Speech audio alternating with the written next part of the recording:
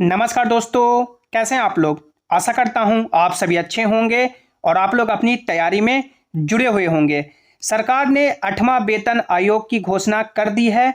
लाखों कैंडिडेट जो अलग अलग गवर्नमेंट जॉब की तैयारी कर रहे हैं, उनके मन में अभी से लड्डू फूटने लगा है कि जब हमारी ज्वाइनिंग 2026 तक हो जाएगी तो उस समय हमें कितनी सैलरी बनेगी।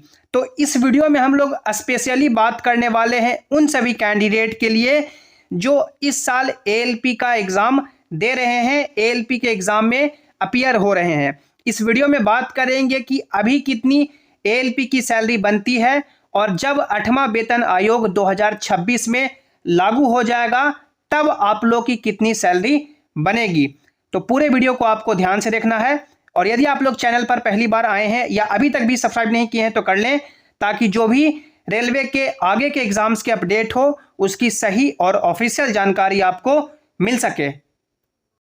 तो दोस्तों, इससे पहले जो 7वां वेतन आयोग 2016 में लागू हुई थी तो उस समय जो फिटमेंट फैक्टर रहा था वो बेसिक पे का 2.57 रहा था। यानी जितना बेसिक पे छठा वेतन आयोग में था, जब 7वां वेतन आयोग लागू हुआ तो 2.57 बढ़ा।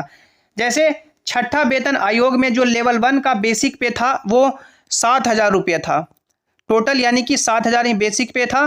तो इसका यानी कि 7वां वेतन आयोग लागू हुआ तो फिटमेंट फैक्टर 2.57 करके ये जो बेसिक पे है लगभग आपका यानी कि 18,000 तक बेसिक पे अभी है। यानी जो अभी करंट 7वां वेतन आयोग है इसमें जो लेवल 1 का बेसिक पे है वो 18,000, यानी लगभग 2.57 टाइम्स बेसिक पे बढ़ा था। यहाँ पे आपको ध्यान देना है, ये बात पे आपको जोर देना है कि यदि बेसिक पे 2.57 या 2 टाइम्स होता है तो आपका सैलरी डबल नहीं होगी। अभी जो एएलपी का करंट बेसिक पे है 7वां वेतन आयोग के अनुसार वो आपका यानी स्टार्टिंग में इनिशियल में ज्वाइनिंग करते हैं तो 19,900 रुपये है। यदि यही 8वां वेतन आयोग जब 2026 से लागू हो जाएगा, यानी जब 2026 तक आप लोग ज्वाइन कर लेंगे तो कितनी सैलरी बनेगी। तो आप लोग यहाँ पे देख सकते हैं फिटमेंट फैक्टर जो आपका इस बार का रहने वाला है, यानी जो आपका 8th पे कमीशन 8वां वेतन आयोग का जो फिटमेंट फैक्टर माना जा रहा है कि वो 2.28 रहने वाला है। अलग अलग जो भी एनालिसिस हुए हैं उसमें जो फिटमेंट फैक्टर कई बोल रहे हैं कि 2 के आसपास रहेगा, कई बोल रहे हैं कि 2.5 तक जाएगा, लेकिन ऑन एंड अप्रोक्स यदि हम लोग बीच का भी लेके चलें कि यदि फिटमेंट फैक्टर 2.28 भी रखती है सरकार तो 19,000 आपका एएलपी का 19,900 रुपये अभी आपका एएलपी का बेसिक पे है। तो 19,900 इंटू 2.28 करेंगे तो एएलपी का जो बेसिक पे हो जाएगा वो आपका 45,400 रुपये हो जाएगा। अब ये 45,400 रुपये आपका बेसिक पे हुआ, इस पे आपका एचआरए बनेगा और आपका यहाँ पे ट्रांसपोर्ट अलाउंस बनेगा। इसके अलावा जो आपका किलोमीटरेज अलाउंस बनता है लोको पायलट या एएलपी का वो अलग से बनेगा। वो हम लोग अभी नहीं काउंट कर रहे हैं क्योंकि वो तो ओवर टाइम और किलोमीटरेज अलाउंस है जो 50,000 60,000 पर मंथ तक बन जाता है। तो वो आपका जो ग्रॉस सैलरी होगा उस पर अलग आपका जुड़ेगा। यदि 45,400 रुपये आपका बेसिक पे हो जाता है 8वां वेतन आयोग के अनुसार, तो यदि आप लोग एक्स सिटी में पोस्टेड होते हैं तो वहाँ पे जो आपका एचआरए होता है वो 30% ऑफ बेसिक पे होता है।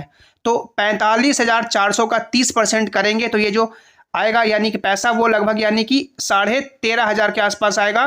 45,400 प्लस 13,500 यानी ये जो आपका सैलरी लगभग पहुंच गया वो लगभग आपका 59,000, यानी 45,400 प्लस आपका 13,500, ये जो सैलरी आपका हो गया 59,000। अब यहाँ पे आपका ट्रांसपोर्ट अलाउंस बनेगा। ट्रांसपोर्ट अलाउंस भी आपका डिपेंड करता है एचआरए पे, यानी कि जिस शहर में रह रहे हैं वो कितना महंगा है। जो शहर जितना महंगा हो यानी कि XYZ पे ही डिपेंड करता है। जैसे 30% आपका एचआरए बन रहा है, 20% बन रहा है, 10% बन रहा है, उसी के बेसिस पे आपका ट्रांसपोर्ट अलाउंस भी बनेगा। यदि आपका एचआरए 30% हो जाता है तो यह जो आपका ट्रांसपोर्ट अलाउंस है वो लगभग मान के चलेंगे कि 4,000 के समथिंग आपका बन जाएगा। तो ये जो आपका 59,000 प्लस 4,000 यानी कि टोटल लगभग 63,000 के आसपास पहुंच जाएगी।